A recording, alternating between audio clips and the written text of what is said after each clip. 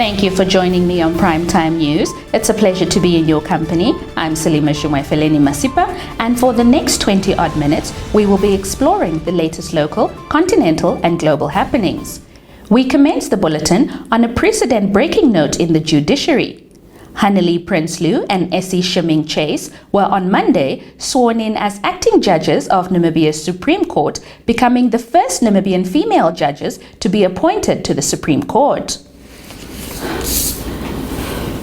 Switching attention to State House, India's Minister of External Affairs, Subrahmanyam Jaishankar, says countries of the Global South need to stand by each other when it comes to the energy sector, noting India is keen in Namibia's envisioned green hydrogen sector.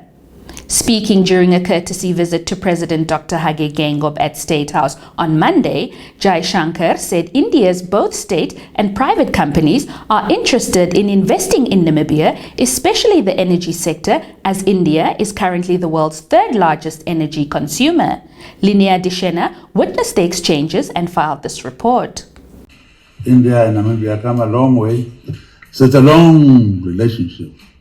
Even some pilots that were flying, they retired, where our government were trained in India. So we have many things I can mention. Of course, politically, diplomatically, we are always on one side, so to say, non-aligned movement. So all I can say is just to welcome this country that we've been supporting to free. And I'm glad new minister, but you're already here. So welcome. So, Mr. President, I'm here for the first meeting of the Joint Commission that we had constituted. We had a very good meeting this morning, and I think the political goodwill and the work that we have done over the last 30 years today have become a foundation to really take our relationship to a higher level. In terms of our partnership, Excellency, we today are very keen to invest. A lot of our companies go out, both state companies and private companies. And so it is those ambitions and those targets which we were trying to set for ourselves. So it's really been a very productive visit. Meanwhile, Cuba's ambassador to Namibia, Sergio Vigoa de la Uz, today paid a courtesy visit on head of state Dr. Hage Geingob. Primetime News producer Ndamona Kanganjera was at State House and brings us this report. This is the official invitation to attend the summit, and the President will be an honor to have the visit. It says something to attend this summit. And this is the official letter. This is official. It is in Spanish, and there is the translator in English also. The official translation. Well, thank you very much. We'll read and see how the programs are. Yes, it is. Moving down south, Chess Village Council chairperson Julian Christian has accused the SWAPO party of orchestrating the power cuts instituted by NamPower in several towns in the Hardap and Karas regions, saying it is a political stunt. More from this insert. NamPower last month announced it would start suspending the electricity supply of defaulting regional and local authority councils by the 5th of June 2023 should they fail to settle their debts. Amongst the defaulting local authority councils listed at the time were the Rehoboth, Mariental and Karasbek municipalities, as well as the village councils of Gibeon, Bethany and Sis, amongst others. The suspension of electricity supply to defaulters was effective Monday. Christian, in an interview with Nampa earlier today, said that Cess Village Council owes Nampower $8 million Namibian dollars, which has accrued over several years. Those in charge of NamPower have made their decision, Christian said, adding the power outages are a clear sign that SWAPO is trying to punish the two regions, both of which have strong representation from the Landless People's Movement, LPM. He added, the power outages are the ruling party's way of playing a game and trying to prove a point to our people. When contacted for comment, Rehoboth Town Council Public Relations Officer Desiree Peters said the council is working on resolving the issue and apologized for the inconvenience the situation had caused residents. Attempts to contact the chairpersons of other local authorities were futile as all calls went unanswered. Reporting for Primetime News, I'm Michael Madimba. Now, World Environment Day is observed annually on the 5th of June to heighten awareness on the importance of conserving the natural environment we live in. It is against this background the Chief Executive Officer of the Environmental Investment Fund, Benedict Libanda, drew attention to plastic bags as one of the most unsightly forms of waste in Namibia. Libanda added, plastic waste in the form of plastic bags is visible in the outskirts of all towns and cities, informal settlements, as well as the country's marine environment. Shalva Wells filed this insert. Libanda, in a statement on Monday, said the prevalence of plastic in the Namibian environment is a considerable threat to human and environment health. He said in observance of World Environment Day, Environmental Investment Fund of Namibia supports the Beat Plastic Pollution campaign and urges Namibians to collectively scale up efforts and partnerships to eradicate plastic pollution. World Environment Day is a global platform for inspiring positive change and serves as an environmental awareness day focused on the environment and specific environmental challenges.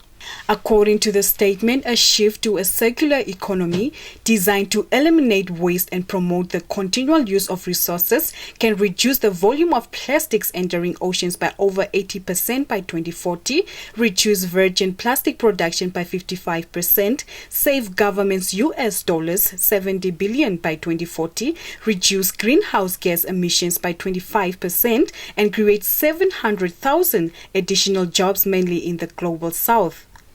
Stay tuned for the business segment.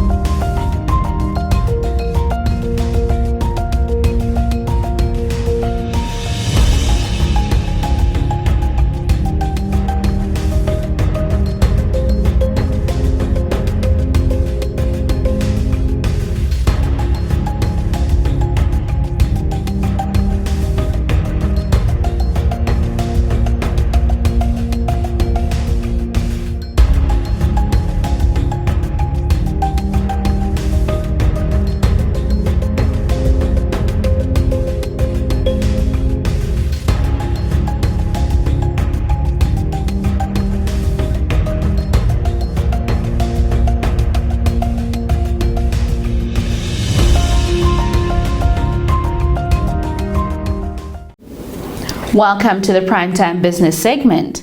The segment begins with Namibia-India Investment Corporation. The two countries will continue to strengthen cooperation in the areas of trade and investment, agriculture, health, as well as capacity building in order to enhance the two countries' bilateral relations. Isabel Bento filed this insert. This was according to the Deputy Prime Minister and Minister of International Relations and Cooperation, Netumbo Nandi-Ndaitwah, during the inaugural session of the Joint Ministerial Commission between Namibia and India in Windhoek on Monday. Nandi-Ndaitwah emphasized her sentiments during the 7th Exim Bank Conclave on India-Africa Growth Partnership in July 2022, where she noted that the trade data shows that something needs to be done to improve the two countries' trade balance and create collaboration between companies in different sectors of their economies. The Indian delegation, led by Minister of External Affairs Dr. Subrahmanyam Jaishankar, is on a 3-day visit to Namibia with the purpose of further strengthening India's bilateral relations with Namibia. Staying atop Namibia-India business relations, The first session of the Joint Ministerial Commission between Namibia and India ended on Monday with Deputy Prime Minister and Minister of International Relations and Cooperation, Netumbo Nandi-Ndaitwah, noting the session had strengthened bilateral relations between the two countries.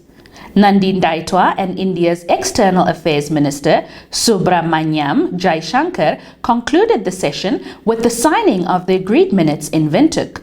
Our producer Josephine Simeon brings us insights from the session. Nandi-Ndaitwah and India's External Affairs Minister Subramanyam Jaishankar concluded the session with the signing of the agreed minutes in Windhoek. The Deputy Prime Minister said they revisited crucial matters affecting the development of Namibia and India. The areas of cooperation, among others, include economic and infrastructure development, health, education and training, energy, cybersecurity, finance and agriculture.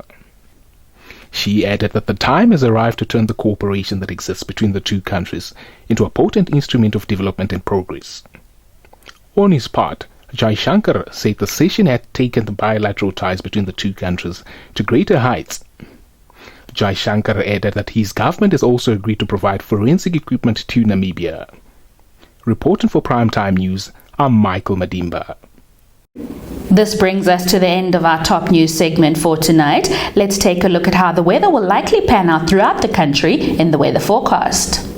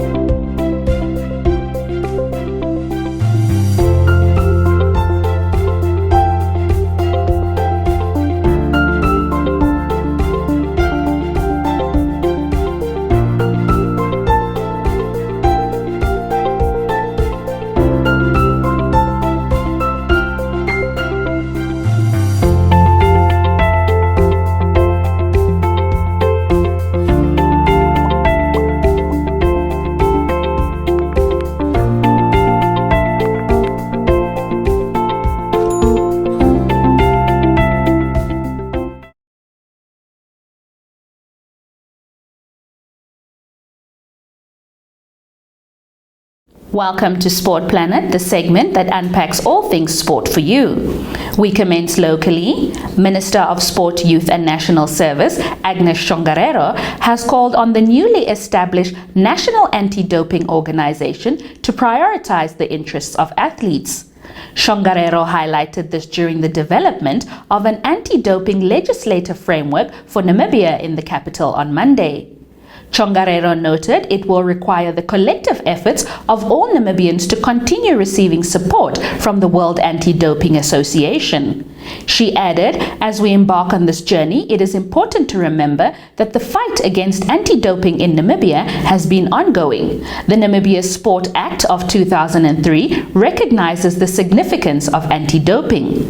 The government has authorized the Namibia Sports Commission to enter into agreements with individuals, organizations or institutions, both within and outside Namibia, to conduct doping control tests or analyze substances for such tests. On to the English Premier League. Tottenham have appointed former Celtic boss Ange Postecoglou as their head coach on a 4-year deal.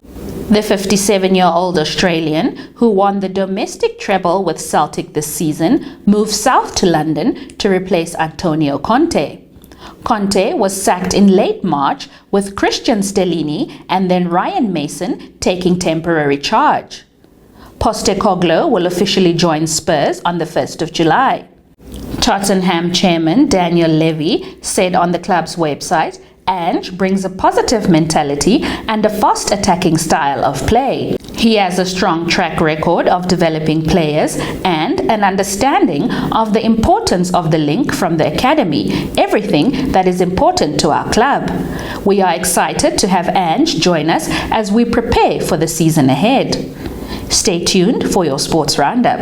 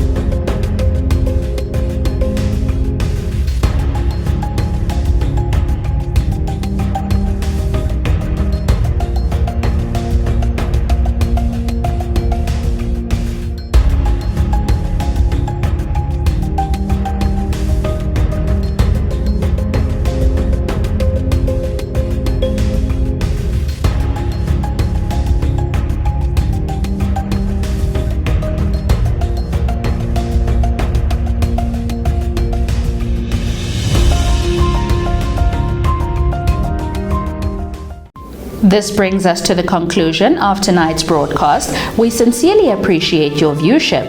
Be sure to join us again tomorrow as we continue bringing you more recent updates of local, continental and global happenings. From myself, Salima Shumwefeleni Masipa, and the creatives behind the scenes, it's good night.